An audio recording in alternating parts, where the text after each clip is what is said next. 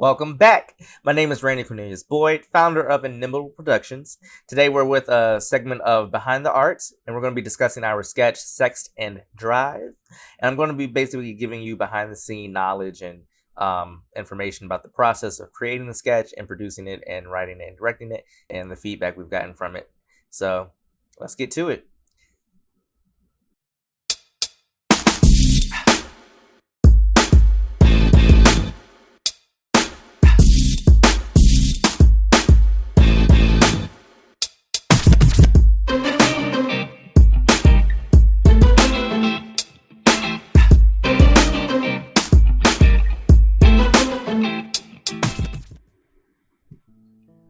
3 months ago,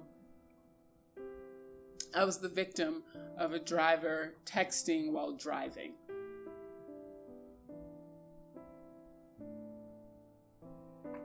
Okay, it's a pretty short sketch, so I guess I have to stop it pretty soon to give you all the background information about how it was created.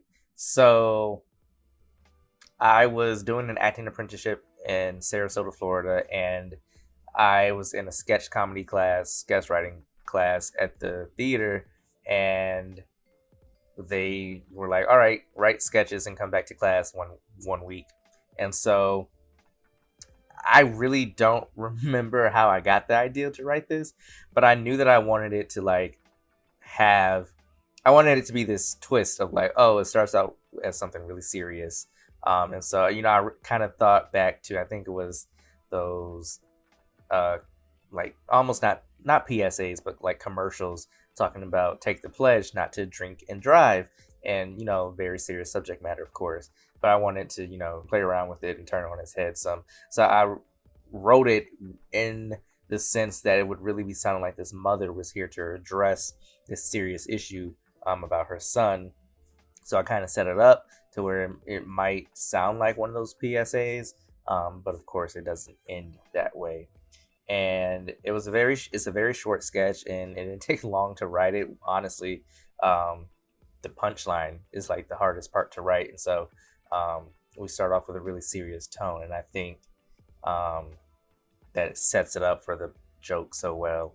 And my editor Kareem, he put this music in there that's I didn't even think to put in at first, and so I think hearing Maya's voice with the music right from the beginning really is like, okay, is this a sketch? But yeah, so I'm thankful for that. And this is my friend Maya. She went to Spelman and I went to Morehouse, and we were in the drama department together. She's one of my best friends, and very supportive. So I was like, hey, I need you for this sketch to play my mother. And she's taller than me and has an old soul. So I was like, definitely, if anyone can do this, it's Maya. And apparently she already had the wardrobe for it. So she came in with her own wardrobe and the makeup and the glasses. I was like, okay, perfect. And she had the big hair. So, just seemed very motherly when we got on set. And by the way, the set is like the fine arts building somewhere. And we're like sitting behind or sitting in front of a whiteboard, and we pushed a table against it and sat on the table, and Kareem was filming us. So it was very much like, we just need a room. We just needed a backdrop for this sketch. So I was thankful for that it was minimalistic. And I was like, here's a room. I know a room that has a white background. So that's where we set up, and it was pretty awesome that we really just needed the actors at that point. He sent the message at 10:27 p.m. and I didn't read it until about 11.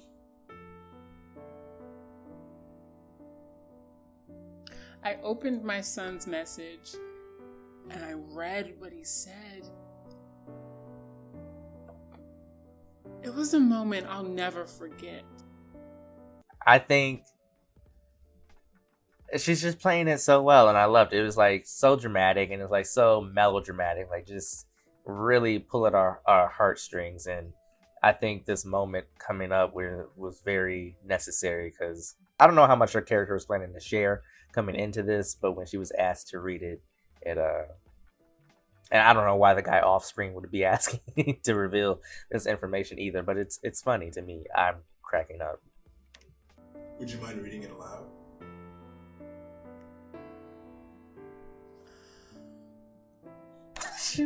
It's like it was painful for her to read it aloud, Hey, but here girl. she is. It's When you gonna stop playing and great let job, me, Maya.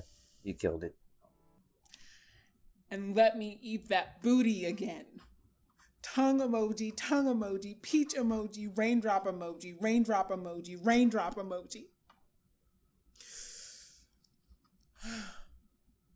I meant to text Monica, not Mom. I did not raise my son to eat ass. Now fix that tie. Yes, ma'am. The crazy thing that I first experienced when I first wrote it and shared it with people is, again, I was doing this apprenticeship and I was doing this class at this theater, and so it was a lot of older people in Sarasota, Florida. There's a lot of older people, and I don't know if I was concerned about their reaction to it, because it seems like something that is spoken more and along, or more so among younger generations. So I don't know if they were just gonna fall out their chairs when they read it or not, but they laughed and they thought it was funny, and I was like, oh wow, okay. I gave a little some of them the side eye, like, y'all know about this. Y'all know about this. But they really enjoyed it, and so that was a vote of confidence, and I was glad that was able to get that reaction from them, because I guess that kind of showed me like it was universal, and it didn't really have to I didn't have to really target this to a younger audience. Like it's funny, so people will get it. And then I love the reveal of me being right here next to her, because it's set up like you're thinking I've something horrible has happened to me, and then this is the reveal. I'm right here with my mom at this PSA that she made me show up for. So it's really funny to me. The one thing I do regret about this shoot is my tie. I remember being in the room when I was asking my editor and cinematographer and DOP Kareem, and I was asking Maya, both of them.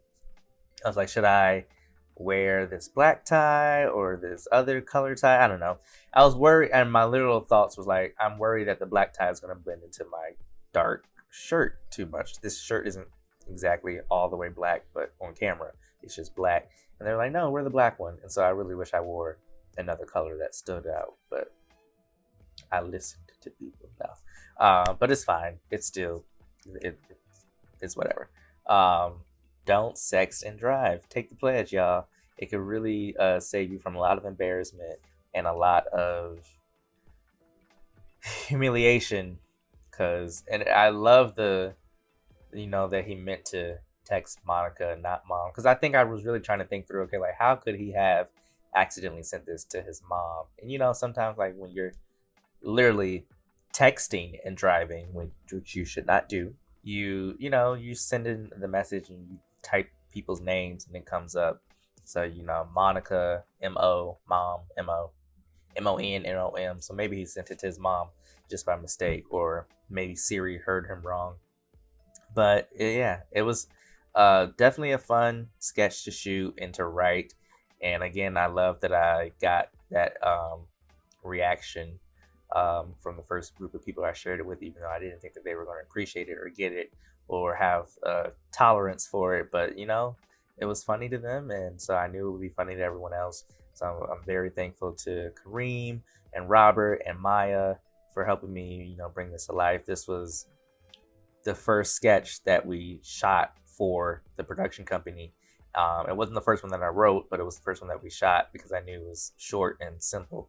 And so yeah, here it is, and I love it. And a lot of people, they crack up at it, and it's just like, that was really ridiculous and didn't see it coming. And that line, like, I did not raise my son, and to it's just it's I was scared to put it up, actually. I was like, that's my face right there, and I'm talking about this. So I guess I had to get over that, because it was, I think it's funny, so I stand by my art. I'm an artist and I'm sensitive about my stuff, so I stand by it. And It's not like people are walking up to me on the street yet and saying it to me, but I'm sure once I hit it big, they'll be digging this up, and I'll still be proud of it. Thank y'all for sitting here with me through our segment of Behind the Art, where we discuss the sketch Sex and Drive. Stay tuned for more Behind the Art videos and more Inevitable Productions. Peace out, y'all.